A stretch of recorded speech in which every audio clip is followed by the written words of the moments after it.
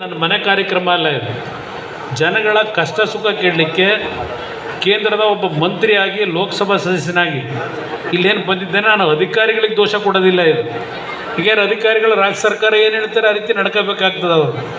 ಅದರಿಂದ ನಾನು ಅಧಿಕಾರಿಗೆ ದೋಷ ಕೊಡಲ್ಲ. ಆದರೆ ಸರ್ಕಾರ ಇಲ್ಲಿರ್ತಕ್ಕಂಥವ್ರು ಯಾವ ಮಟ್ಟಕ್ಕಿದ್ದಾರೆ ಅಂತಕ್ಕಂಥದ್ದನ್ನು ಬಹುಶಃ ನಮ್ಮ ಜನಕ್ಕೆ ನಿಮಗೆ ಅರ್ಥ ಆಗುತ್ತೆ ಅನ್ನೋದು ನನ್ನ ಅಭಿಪ್ರಾಯ. ಅದರಿಂದ ನಮ್ಮ ಜೊತೆಲಿರ್ತಕ್ಕಂಥ ನಮ್ಮ ಮಾಜಿ ಶಾಸಕರಿದ್ದೀರಿ, ನೀವು ಅಧಿಕೃತವಾಗಿ ಇಲ್ಲೇ ಕೂರ್ಬೋದು, ಏನು ತೊಂದರೆ ಇಲ್ಲ. ಸರ್ಕಾರಿ ಕಾರ್ಯಕ್ರಮ ಅಲ್ಲ ಇದು. ಕಷ್ಟ ಸುಖಗಳನ್ನ ಕೇಳಲಿಕ್ಕೆ ಏನು ಬಂದಿದ್ದೇನೆ. ನೀವುಗಳು ನಿಮ್ಮ ತಾಲೂಕಿನ ಸಮಸ್ಯೆಗಳು ನೀವು ಅರ್ಥಕೊಳ್ಳೋದು ಒಳ್ಳೆಯದಿಲ್ಲ. ಏನೇನು ಸಮಸ್ಯೆಗಳಿದೆ ಅದಕ್ಕೆ ಯಾವ ರೀತಿ ನಾವು ಸ್ಪಂದಿಸಬೇಕಾಗ್ತದೆ ಅಂತಕ್ಕಂಥ ನಿಮಗೂ ಏನದು ಈಗ ನಮ್ಮ ಕಾರ್ಯಕರ್ತನ ಭೇಟಿ ಮಾಡೋದ್ರಿಂದ ಜನಗಳ ಭೇಟಿ ಮಾಡೋದ್ರಿಂದ ನಿಮಗೂ ಅದರ ಮಾಹಿತಿ ದೊರಕುತ್ತೆ ಅನ್ನೋ ದೃಷ್ಟಿಯಿಂದ ಕಾರ್ಯಕರ್ತರುಗಳು ಇಲ್ಲಿ ಗುಂಪು ಮಾಡಬೇಡಿ. ನಮ್ಮ ಆದಷ್ಟು ನಮ್ಮ ವಿಕಲಚೇತನರು ಅಂಗವಿಕಲರು ಏನಿದ್ದೀರಿ ನಿಮಗೆ ನಾನು ಅಲ್ಲೇ ಬಂದು ಸ್ವೀಕಾರ ಮಾಡ್ತೀನಿ. ಮೆಟ್ಲತ್ತು ಬರೋಕ್ಕಾಗಲ್ಲ ಇಲ್ಲಿ, ನನಗದು ಅರ್ಥ ಆಗ್ತದೆ.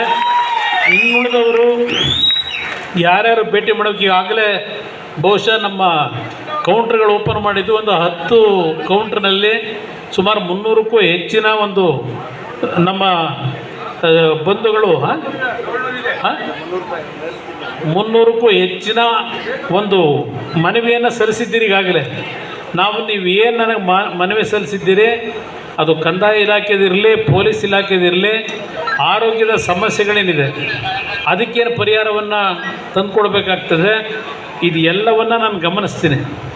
ಆ ನಂತರ ನಾನು ನಮ್ಮ ಜಿಲ್ಲೆಯ ಸಮಗ್ರ ಅಭಿವೃದ್ಧಿಯ ಬಗ್ಗೆ ನಾನು ಮುಂದೆ ನನ್ನದೇ ಆದಂಥ ಒಂದು ಚಿಂತನೆ ಇಟ್ಕೊಂಡಿದ್ದೇನೆ. ಯಾಕೆಂದರೆ ಈಗ ಇನ್ನೂ ಕೇಂದ್ರ ಸರ್ಕಾರ ರಚನೆಯಾಗಿ ಸುಮಾರು 20-25 ದಿನಗಳೇನಾಗಿದೆ.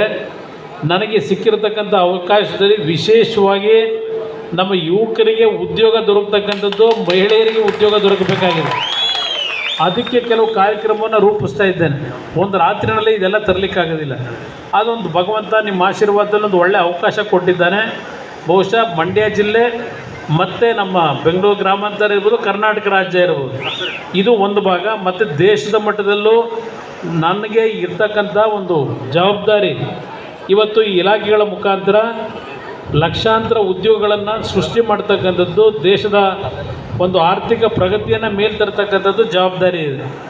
ನೀವು ನನ್ನನ್ನೇನು ಆಶೀರ್ವಾದ ಮಾಡಿದ್ದೀರಿ, ಏನೋ ನಮ್ಮ ಕುಮಾರಣ್ಣ ಏನಾದರೂ ಲೋಕಸಭೆ ಸದಸ್ಯನಾದರೆ ನಮ್ಮ ಜಿಲ್ಲೆಗೇನೋ ಒಂದು ಒಳ್ಳೆಯದಾಗುತ್ತೆ ಅಂತ ಹೇಳಿ ಅಂಧಾಭಿಮಾನದಲ್ಲಿ ನಾನು ಚುನಾವಣೆಯಲ್ಲಿ ಮತ ಕೇಳಕ್ಕೆ ಬರದೇ ಇದ್ದು ನನ್ನನ್ನು ಗೆಲ್ಲಿಸಿ ಮಟ್ಟದಲ್ಲಿ ಇವತ್ತು ಮತ್ತೆ ಈ ಶಕ್ತಿಯನ್ನು ತುಂಬಿ ಕೇಂದ್ರ ಸರ್ಕಾರದಲ್ಲಿ ಒಂದು ಒಳ್ಳೆಯ ಅವಕಾಶ ಕೊಟ್ಟಿದ್ದೀರಿ.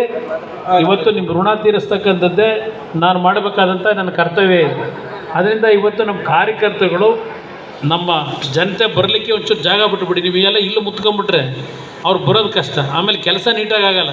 ನಾನು ಬಂದಿದ್ದಕ್ಕೂ ಏನಪ್ಪ ಸುಮ್ಮನೆ ಒಂದು 50 ಜನ ಅವ್ರಿಗೆ ಬೇಕಾದ್ರೆ ಮುಂದೆ ನಿಲ್ಲಿಸ್ಕೊಂಬಿಟ್ಟು ನಾವು ಬಂದು ಇಲ್ಲಿ ಕಷ್ಟ ಹೇಳ್ಕೊಳಕ್ಕೆ ಬಂದು ಕುಮಾರಣ್ಣ ನನಗೆ ಟೈಮ್ ಕೊಡಲಿಲ್ಲ ಅಂತ ನೀವು ಬೇಜಾರು ಮಾಡ್ಕೊಂಡು ಹೋದರೆ ನಾನು ಮಾಡಿದ್ದಕ್ಕೂ ಸಾರ್ಥಕ ಆಗೋಲ್ಲ.